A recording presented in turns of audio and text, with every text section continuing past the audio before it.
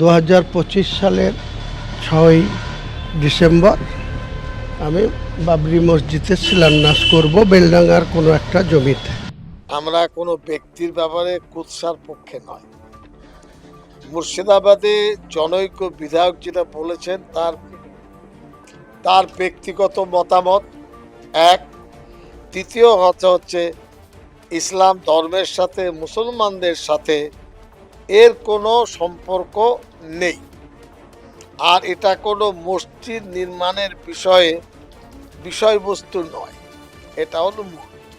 আমরা চাইবো বাংলার মানুষ শান্তিতে থাকুন। যে বা যারা বলছেন সে দায়িত্ব তার। ওখানে রেজিনগর বেলডাঙ্গায় অসংখ্য মসজিদ আছে গ্রামে গ্রাম। বাবরি মসজিদ যেহেতু 6 ডিসেম্বরটাকে হিট করেছে, হিট হওয়ার সেই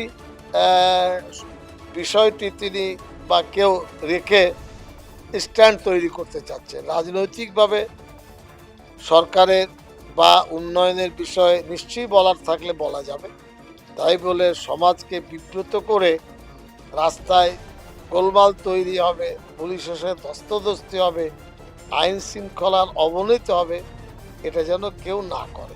এটা আমাদের মূল লক্ষ্য।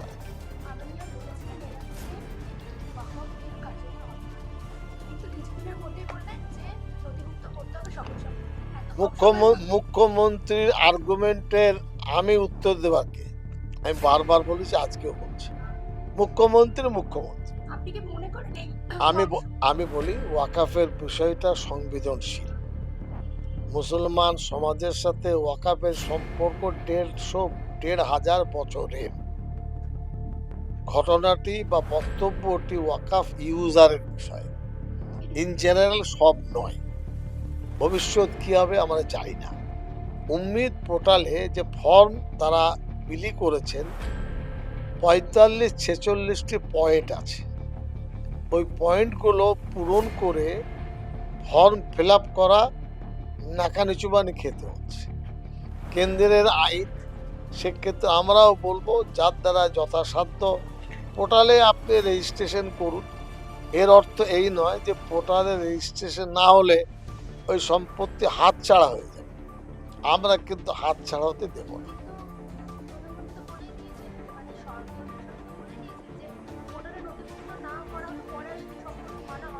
বলে সেটা এখন তার বক্তব্য আলাদা, বাস্তব আলাদা, জনগণ আলাদা। একটি গ্রামে ইউজার ওয়াকাফ সম্পত্তি আছে, ধরুন একটা কবরস্থান আছে, বীরত্ব সম্পত্তি আছে বা দরগা আছে বা কোনো মসজিদ আছে। এখন সেখানে যদি কেউ বলে এটা তোমার নয়, এটা কি বলা সহজ? ঘর ঠান্ডা ঘর থেকে ওই গ্রামে গিয়ে বলতে পারবেন কেউ? সমস্যা তৈরি হবে না, হওয়া স্বাভাবিক। তার কথা তিনি বলেছেন, জনগণ বিচার করবে যে আমাদের ওয়াকাফ সম্পত্তি দখল করতে আসলে আমরা কি উত্তর দিতে পারি না পারি, তখনকার কথা তখন হবে। কেন্দ্রের এই পদক্ষেপকে আমরা ভালো চোখে দেখি না। এটা মুসলমানের উপরে জোর করে চাপিয়ে দেওয়া হয়। সহানুভূতির ভিত্তিতে ওই পয়েন্টগুলো সরলীকরণ করতে পারতেন, সেটা তারা করেন। পশ্চিমবঙ্গ সরকার আগে এক ভেবেছিলেন, মুখ্যমন্ত্রী হয়তো এখন অন্য কিছু ভেবেছেন। সে দায়িত্বটা মুখ্যমন্ত্রীর, আমার নয়। আমি জানি না, আমি কি করে বলতে পারি? আমি বলতে পারি আমরা অবশ্য জমিয়তের পক্ষ থেকে সময় চেয়েছি। ভোপালে অল ইন্ডিয়া জমিয়তের মিটিং হয়েছে, সেখান থেকে আমরা সময় চেয়েছি যে উম্মিদ পোর্টালের সময়টা বাড়ানো হোক।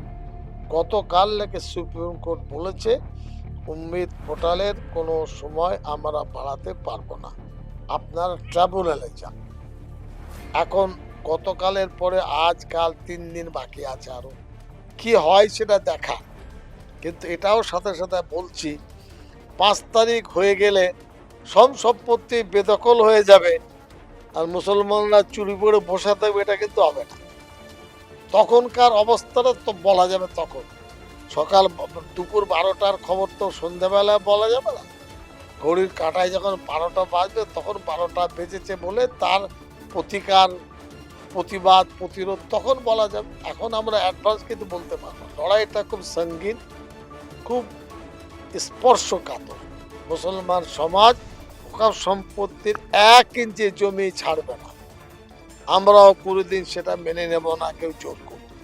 পরিস্থিতি কোন দিকে যায়, বিরোধীরা দুর্বল, তারা যে শক্তি থাকতো লড়াই করে পার্লামেন্টও তো হেরে গেল।